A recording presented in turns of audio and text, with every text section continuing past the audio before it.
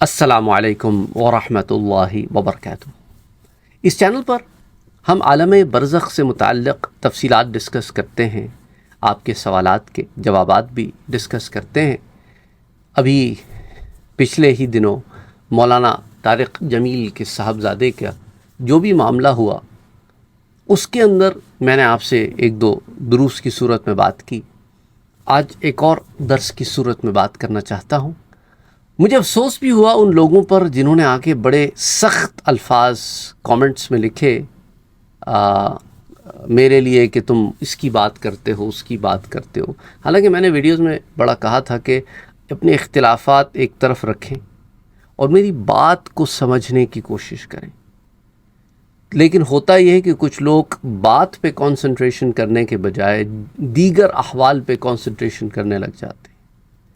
آج بھی میں یہی کہوں گا کہ آپ نے یہاں پر جو میں آپ سے باتیں کرنے جا رہا ہوں اور جو میں آپ کو فوٹیجز دکھانے جا رہا ہوں، کسی شخصیت کو نہ دیکھیں بلکہ اس رول کو دیکھیں جو رول وہاں بیٹھا ہے، اس کیریکٹر کو دیکھیں جو کیریکٹر وہاں بیٹھا ہے۔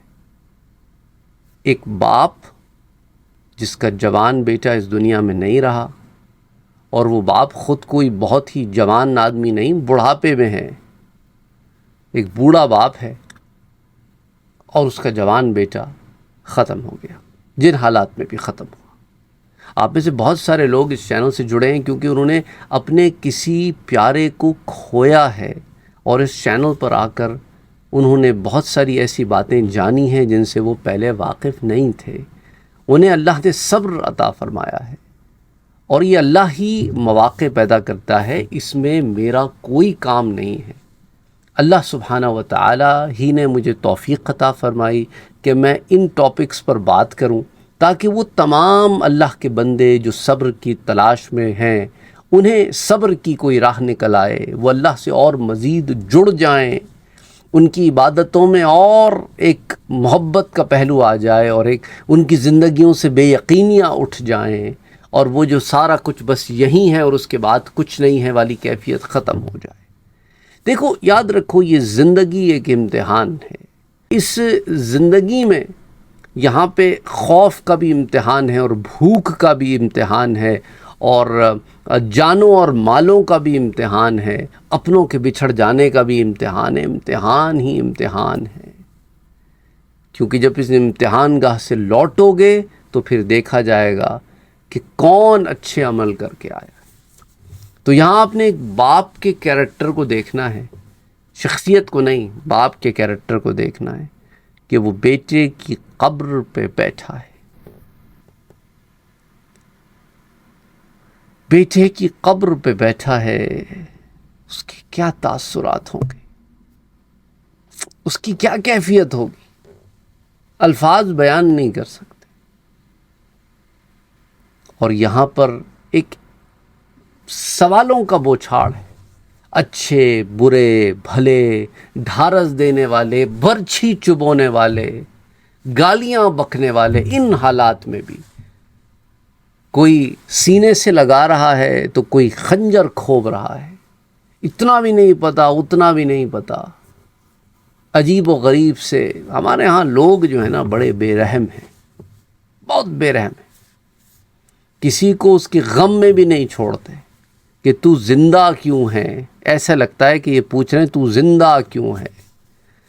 انا للہ و انا الیہ راجعون۔ سنیں ایک لمحے کو کہ یہ باپ اپنی، یعنی اسے صفائی دینے کی ضرورت نہیں ہونی چاہیے باپ کو، اس نے کوئی گناہ نہیں کیا ہے۔ کون اپنے بچے کو جان بوجھ کر اپنے ہاتھوں سے لا علمی کے اندھیروں میں رکھتا ہے؟ سنیں اس باپ کو یہ کیا کہہ رہا ہے۔ ان پڑھ، بالکل ڈسلیکسیا کا مریض تھا، حروف کی پہچان نہیں تھی، تو اس لیے نہ یہ پڑھا، نہ دین کا کچھ پڑھا، نہ دنیا کا کچھ پڑھا، لیکن اللہ نے اس کو عقل، فہم اور اپنی محبت ایسی دی تھی کہ ہمیں محسوس ہوتا تھا کہ اس کے اندر اس محبت کی آگ ہے۔ اور اپنی ماں سے کہتا، ماں دعا کرنا، میں مر جاؤں، میں اللہ سے ملنا چاہتا ہوں، میں اس گندی دنیا سے تنگ آ گیا ہوں۔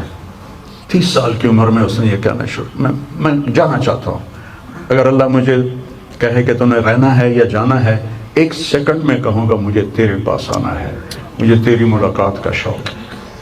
اور مجھ سے پوچھتا بابا آگے اللہ ملے گا مجھے؟ میں نے اس سے بڑی باتیں کرنی ہیں، مجھ سے ملے گا؟ میں نے کہا انشاءاللہ آج تم ملو گے اپنے اللہ سے، ضرور ملو گے، تیری تڑپ تیری تمنا رہتی تھی میں اللہ سے ملوں۔ تو میں نے اپنی زندگی میں صرف ایک آدمی دیکھا ہے، یہ بچہ جس کے احساسات میں اللہ کی محبت تھی۔ احساسات جیسے ہمارے درد ہمارے احساس میں جب شامل ہوتا ہے پھر ہم ہائے ہائے کرتے ہیں، اور جب تک شامل نہیں ہوتا تو ہم چلتے رہتے ہیں۔ اس بچے کو اللہ نے اپنی قدرت سے یہ تعلق اور محبت عطا فرمائی تھی، اور بس میں اور کیا تعریف۔ یہ ایک باپ کے دل کی آواز ہے، اسے سمجھنے کی کوشش کریں، اتنے بے رحم نہ بنے۔ اللہ عز و جل سے رحم مانگنے والوں، کیا یہ تقاضا نہیں ہے کہ تم بھی زمین والوں پہ رحم کرو؟ یہ منافقت تو نہ کرو نا کہ اللہ تو تم پہ رحم کرے پر تم کسی پہ رحم کرنے کو تیار نہیں ہو۔ السلام علیکم۔